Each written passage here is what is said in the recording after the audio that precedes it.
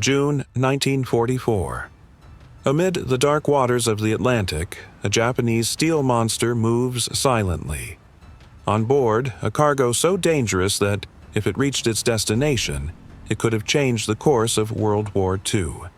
Gold, secret technology, and something, even deadlier.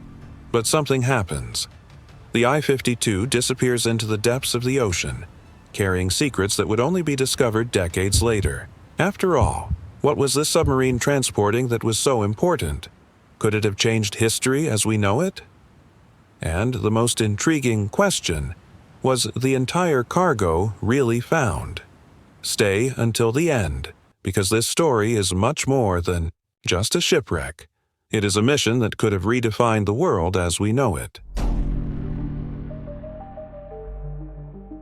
World War II, which began in 1939, divided the world into two major fronts, the Allies and the Axis. On one side, the Allies, consisting mainly of the United States, the United Kingdom, the Soviet Union, and China. These countries fought against the aggressive expansion of the Axis powers and defended the idea of freedom and democracy. They shared a common goal, to prevent fascism from spreading across the world. On the other side was the Axis, formed by Germany, Italy, and Japan. These countries had ambitions of global domination and sought to expand their empires at any cost. Under the leadership of Adolf Hitler in Germany, Benito Mussolini in Italy, and Hirohito in Japan, the Axis aimed to conquer territories and impose their authoritarian ideologies. By 1944, the Axis was already beginning to lose ground. Germany was facing defeats in Europe, and Japan was becoming increasingly isolated in the Pacific, suffering constant attacks from the Allies. It was in this scenario that Japan decided to send the submarine I-52 on a desperate mission to seek help from Nazi Germany. With resources rapidly depleting, Japan needed advanced military technology, and Germany needed precious raw materials to sustain its war effort. The journey of the I-52 would not be easy. It had to cross the Atlantic Ocean, one of the most dangerous areas in the world during the war. The Allies controlled the Atlantic with a massive naval presence and advanced detection technology, patrolling incessantly in search of enemy submarines. On board the I-52, in addition to a trained crew, were 2.2 tons of gold, destined to finance Germany's war efforts, and something even more concerning, 1,700 pounds of uranium oxide, a material that could be used for the development of radiological weapons. The I-52 was one of the longest-range submarines of its time, capable of traveling more than 21,000 nautical miles, making it perfect for long-distance missions. The mission was simple on paper but extremely risky in practice. Japan needed this gold to reach Germany, and Germany needed this uranium.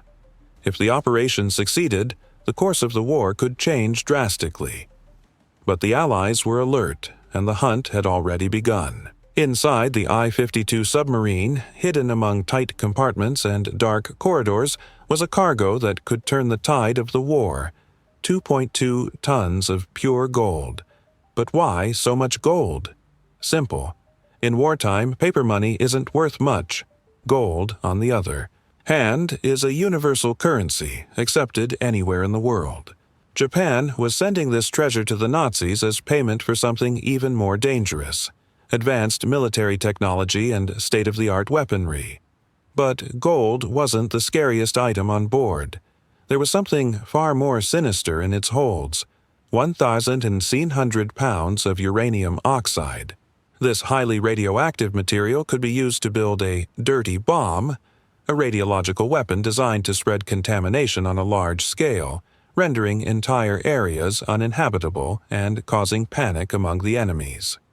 The Allies feared that this uranium could be the necessary ingredient for a German nuclear experiment.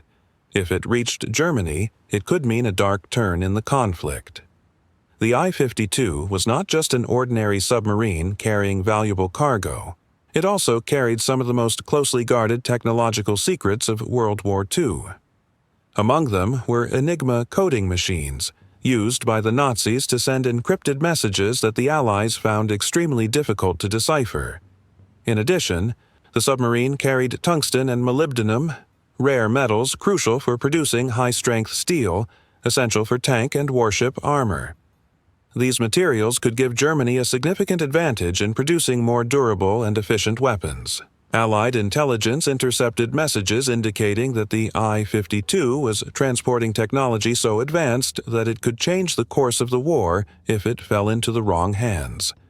Therefore, capturing or destroying it became a top priority. Although the mission was officially an exchange of resources and technology between Axis allies, there were suspicions that Japan and Germany had a much bigger plan. The transport of gold and uranium suggested that Japan might be financing a German attempt to develop the ultimate weapon, a nuclear bomb or a radiological weapon that could be used to attack entire Allied cities. The Allies knew they could not allow this submarine to reach its destination. If it succeeded in completing its journey, it could provide Nazi Germany with the resources needed to prolong the war indefinitely, or worse, create a weapon of mass destruction that would change history forever. As the I-52 moved silently through the Atlantic, an Allied task force was preparing for a hunt that would go down in history. For the Allies, capturing or destroying the I-52 was not just a strategic necessity. It was an opportunity to prevent critical information and dangerous materials from reaching the hands of the Nazis. With the war reaching a decisive point, any technological advantage could alter the course of events. As the Japanese submarine silently slid through the Atlantic, American intelligence was on high alert. Information gathered from radio intercepts indicated that something valuable was on its way. The Allies knew they were not dealing with an ordinary mission. Behind the scenes, war analysts carefully examined every detected signal, while strategists planned the next move. The urgency was real. Allowing the I-52 to complete its journey would be an irreparable mistake.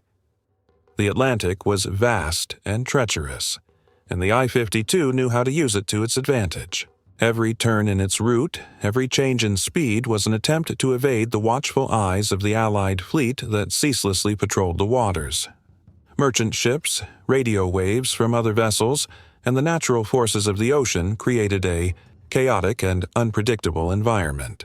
The challenge for the Americans was not just to find the I-52, but to distinguish it from all the noise in the ocean. However, the Japanese submarine had a dangerous ally: time. Every hour that passed without being detected meant a greater chance of reaching its final destination.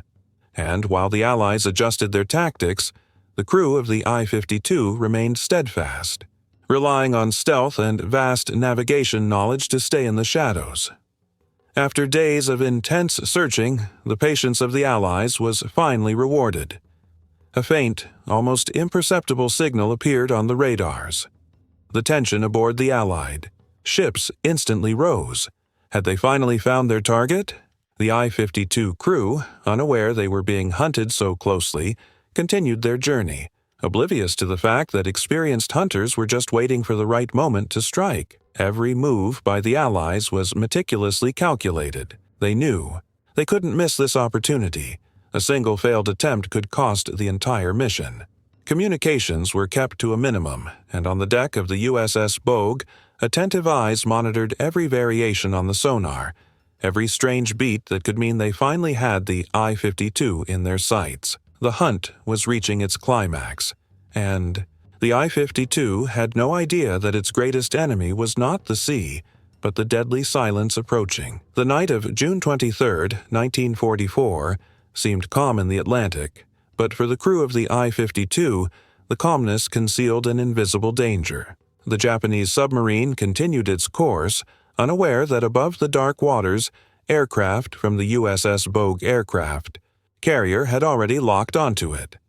As the submarine's crew went about their nightly routines, adjusting instruments and checking the route, a Grumman TBF Avenger aircraft, equipped with sophisticated sonar sensors, silently hovered over the location.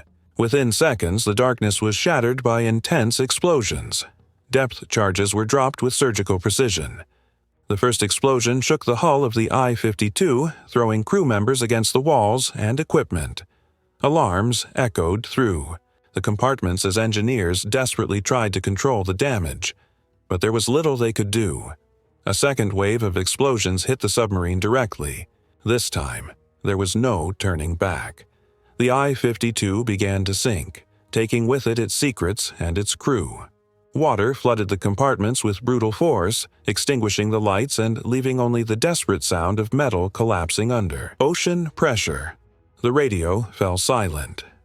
Outside, American aviators watched debris rising to the surface, marking the end of the mission. The submarine was lost, along with 109 lives. As debris spread across the ocean, a question lingered. What about the secret cargo? Gold, uranium, cutting-edge technology, all of it now lay more than 5,000 meters deep.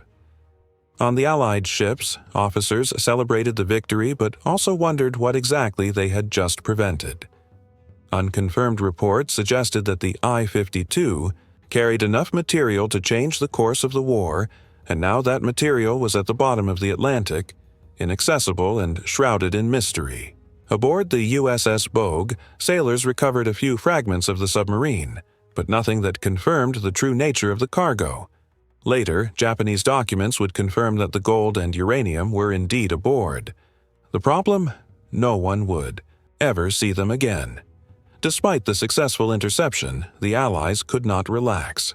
They knew that if Japan was willing to send such a valuable cargo across the ocean, something much bigger was at stake. Reports were immediately sent to Washington and London, detailing the operation.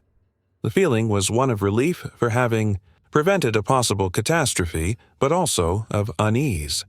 How many other submarines like the I-52 could be navigating beneath the waters, away from the radars and the watchful eyes of the Allied fleet? The operation was kept secret for years. Only decades later were documents declassified, revealing to the public details about the submarine's cargo. What is known is that had the I-52 reached its destination, history could have been very different.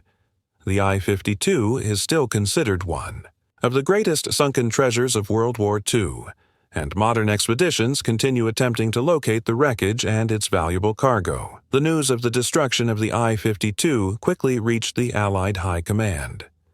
In the offices of Washington and London, intelligence officers gathered to discuss the significance of this victory.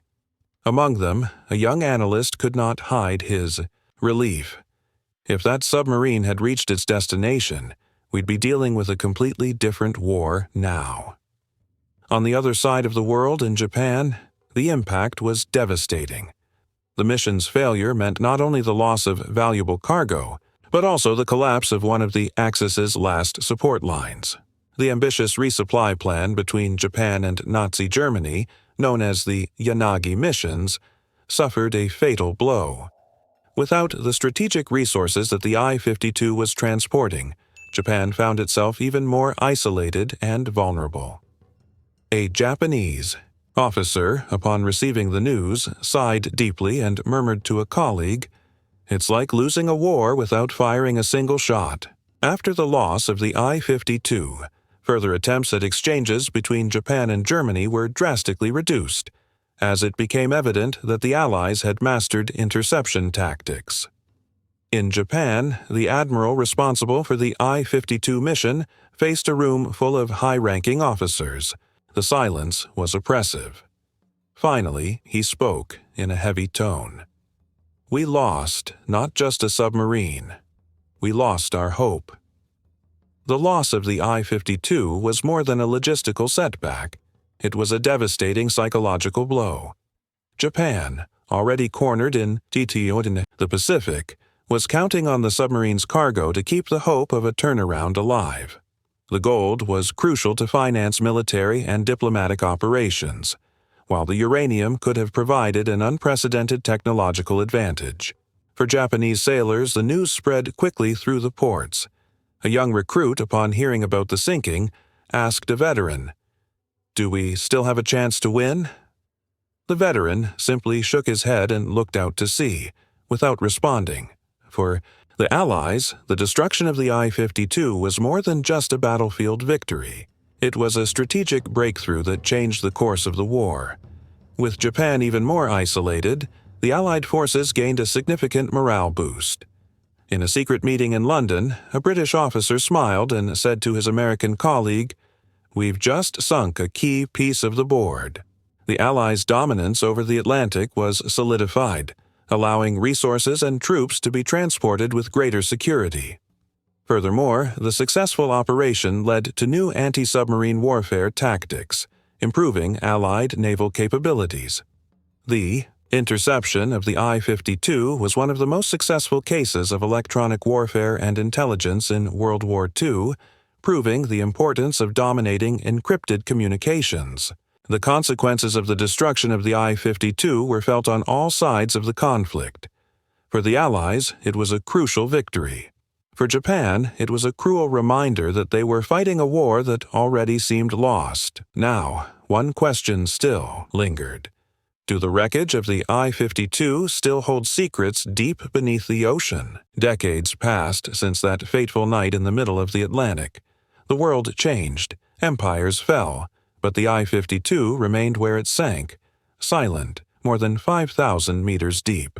A tomb of steel, gold, and secrets that seemed to have been forgotten, until one man decided to bring this story back to the surface.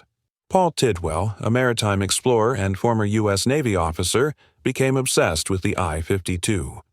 In an interview, for a documentary, he said, "What fascinated me wasn't just the gold, but the story behind it. The war, the men, the mission, it all made me wonder, what else is down there?" In 1995, after years of analyzing military archives and mapping the ocean floor with cutting-edge technology, Tidwell finally located what he believed to be the submarine. The first images, captured by a remotely operated vehicle, ROV, revealed the ghostly silhouette of the I-52's hull, covered by decades of sediment and inhabited by deep-sea creatures. The wreck of the I-52 lies in one of the most inhospitable areas of the Atlantic, where darkness is absolute and pressure can crush even the strongest of machines. Locating the I-52 was no easy task. Tidwell and his team used side-scan sonar, a technology that allows for mapping vast areas of the ocean floor with incredible precision. But even with technological advancements, the search took years. In a recording of the expedition, one of the operators, eyes fixed on the screen, commented, "We're flying over a World War II graveyard." With each sonar sweep, anticipation grew. When the contours of the submarine finally appeared on the screen, a silence filled the crew. Tidwell, emotional, whispered, "It's him. It's the I-52." The sonar revealed that the front section of the submarine was almost intact, while the rear section showed severe damage, likely caused by the depth charges that sank it. The discovery of the I-52 reignited a controversial question. Should efforts be made to recover the gold and other artifacts from the submarine? Many viewed the site as a war memorial, a tomb for the 109 men who never returned home. Tidwell, however, argued, recovering the gold isn't just about money. It's about preserving history, bringing to light a forgotten part of the war. However, the Japanese government officially opposed any attempts to remove the wreckage, citing respect for the dead. A Japanese veteran, interviewed on the matter, said with a choked voice, "They already rest in peace, leave them be." It is estimated that the 2.2 tons of gold transported by the I-52 are valued at over $150 million today. Even after its rediscovery, the I-52 remains shrouded in mystery. The gold is still there, the wreckage remains untouched. And what else could be hidden in the depths of the Atlantic? Now the question arises, are there still secrets of the I-52 that have never come to light? The story of the I-52 is filled with documented facts, but also with gaps that fuel countless conspiracy theories. After all, do we really know everything about this mission? Some believe that the submarine's cargo was not limited to gold and uranium. Theorists suggest that Japan was transporting ultra-secret plans for the development of a nuclear bomb, military documents that could have changed the course of the war. Some claim that the Allies concealed these documents to prevent the public from knowing how close Japan was to obtaining a devastating weapon. On discussion forums, amateur historians and enthusiasts debate theories ranging from experimental technologies hidden aboard the submarine to possible failed attempts by government agencies to recover the cargo over the decades. There is a rumor that a secret CIA operation in the 1970s tried to locate the I-52 to recover information that could still be sensitive even decades after the war ended. The sinking of the I-52 was not just a victory for the Allies, but also a valuable lesson on the importance of wartime intelligence and naval technology. The successful interception of this submarine demonstrated how the decoding of messages and the strategic use of aircraft and sonar technology were crucial to maritime operations. The Allies realized that war at sea was not just a matter of brute force, but also of precision and information. A former naval commander, in an interview decades later, commented, "The victory over the I-52 proved that information is the most powerful weapon in wartime. Without it, we would be blind in the ocean." Additionally, the episode highlighted the vulnerability of submarines on long missions, leading world powers to invest in new stealth and defense technologies for future generations of submarines. The concept of electronic warfare, as we know it today, began to take shape from operations like the interception of the I-52, where information was more valuable than the weaponry itself. The story of the I-52 was not confined to military archives. It became a source of fascination for writers, filmmakers, and maritime mystery enthusiasts. The submarine has been the subject of numerous documentaries, such as The Hunt for the Samurai Submarine, and has inspired plots in films and series that explore the dark side of submarine warfare. Books, both fiction and nonfiction, narrate the search for the wreckage and speculation about its cargo. Internet forums continue to discuss the most obscure details, and treasure hunters still dream of finding the lost gold of the I-52.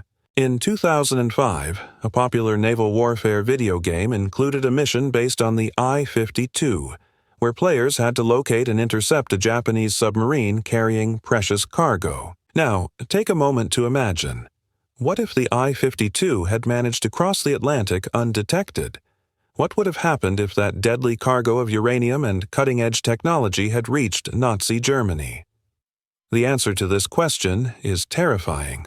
At that point in the war, Hitler and his scientists were desperate to develop weapons that could turn the tide against the Allies. With the uranium on board the I-52, Germany could have accelerated its nuclear program and, who knows, built an atomic bomb before the Americans. This could have drastically altered global geopolitics. A Nazi Germany equipped with a weapon of mass destruction might have forced a peace agreement on the Axis terms, prolonged the war, or even led to a world where history had been written very differently. Military reports indicate that German scientists were more advanced in nuclear research than previously thought, and only the lack of essential materials hindered their progress.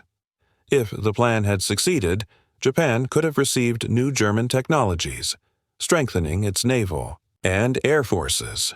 The Allies, who were already struggling in the Pacific, might have faced an even more resistant Japan, prolonging the conflict and increasing human losses. Furthermore, the successful delivery of uranium could have encouraged more high-risk submarine missions between Japan and Germany, making the oceans much more dangerous for the Allies. Naval forces would have had to deal not only with conventional submarines, but also with a new threat, weapons of mass destruction being transported underwater. If the I-52 had completed its mission, we might be living in a very different world. Today, perhaps the atomic bomb would not have been an exclusive development of the United States. Perhaps Europe would have been divided in another way, or even Japan would not have surrendered the way it did in 1945. Military history experts enjoy discussing this alternate scenario, and many agree that the sinking of the I-52 was one of the most underestimated moments of World War II. During post-war investigations, captured documents revealed that Japan already had advanced plans to use radiological weapons, which makes the failure of the I-52 mission a crucial factor in world history. Even with the discoveries about the I-52 mission, many questions remain unanswered. Is the gold really at the bottom of the ocean, or was it secretly recovered? Was all the uranium accounted for, or was part of it diverted before the final attack? Theories suggest that we don't know everything that was on board and that the I-52 might have carried secrets that will never be revealed. Some believe that ultra-secret documents on Japanese nuclear research might have been destroyed along with the submarine, leaving a significant gap in World War II history. Well, the saga of the I-52 teaches valuable lessons about strategy, technology, and the complex dynamics of war. The successful interception of this submarine demonstrated how military intelligence can be decisive in times of conflict. Additionally, this story reminds us that no matter how advanced war technology becomes, the human factor, the decisions made by commanders, spies, and strategists, is the real game changer. Today, the I-52 rests at the bottom of the Atlantic, as a grim reminder of what could have been. It is a time capsule of ambition, fear, and human ingenuity in times of desperation. And you, do you think there are still secrets about the I-52 that have never been revealed? Or do we know the whole truth? Leave your comment below and share your opinion. Oh, and don't forget to subscribe to the channel and check out the video, appearing on the screen now. I'm sure you'll enjoy it. Until the next sea story.